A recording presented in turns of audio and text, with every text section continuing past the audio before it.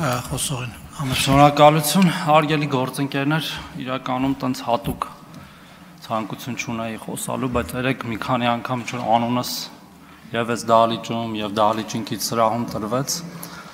Ուզում եմ ամեն դեպքում արձագանքել, թեև Տիկին Խամոյանը այստեղ չի։ Ասում են հաջորդը ես եմ, հա, ոնց որ թե։ Ես ուզում ասեմ, որ ես հաջորդ չեմ, ես նախորդն եմ, հարգելի գործընկերներ, նախորդը։ Երբ որ մի ամբողջ հակակոռուպցիոն կոմիտե տասնյակ քննիչներով հսկող դատախազների բանով ղեկավարությամբ 5 տարի է փորձում է ինչ-որ բան գտնի կովիդի շրջանակներում կերած փողերից։ Եվ ինչ-որ բաներ ոնց որ թե գտել են ու դատական գործեր կան, քրեական գործեր կան, դատական գործեր կան, ինչ եմ առաջարկում, որպեսզի պարզեք այդ ինչքանով էր օբյեկտիվ, ինչքանով էր ճիշտ, ինչքանով իմ հետ կապ ուներ, թե չէ։ Տիկին Խամոյանի սենց հերակա առաջարկում եմ գնալ լուսաբանել այդ դատական լիստերը, գնալ լուսաբանել, վկաների ցուցմունքները լսել, ամեն օր հանրությանը ներկայացնել, ոչ թե միայն երբ որ այդ գործերը հարուցվում են ու տենց վերնագրեր են դառնում, միլիարդներ, 50, չգիտեմ 100, վերջում եկը պարզվի ավելի շատ, ու հետո ասեն, բա ինչ եղավ այդ 50 միլիարդը, գնացեք պարզեք ինչ եղավ, գնացեք պարզեք տեսեք ինչ եղավ, հիմա չեմ ուզում ասեմ ինչ կլինի, որ հետո չասեն դատարանի վրա են ճնշում գործադրում։ Հաջորդը ասում է, բան,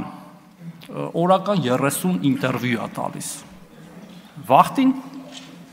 Տիկին Խամոյանին էլ է ինտերվյու տալիս համեկում, լավ էր ստացվում էր, տնաս խի թող ես գնաց։ Շատ հաճելի հաղորդավար էր։ Ի տարբերություն երևի մեր գործընկերների, օրինակ ես, որ ինտերվյու եմ տալիս, խորապես համոզված եմ նրանում, ինչ որ ասում եմ։ Ոչ մեկ ինչ չի ասում գնա ինտերվյու տուր կամ ձեր քաղաքական գիծը պաշտպան։ Ես հավատում եմ դրան, ինչ որ ասում եմ։ Հուսով եմ մեր գործընկերներն էլ իրականում, որտեվ առնվազն իրենց ընտրողների եւ մեր ժողովրդի առաջ գոնե անկեղծ են։ Հաջորդը, որ ուզում եմ ասել, որ ստեղ էլի շատ է խոսվում։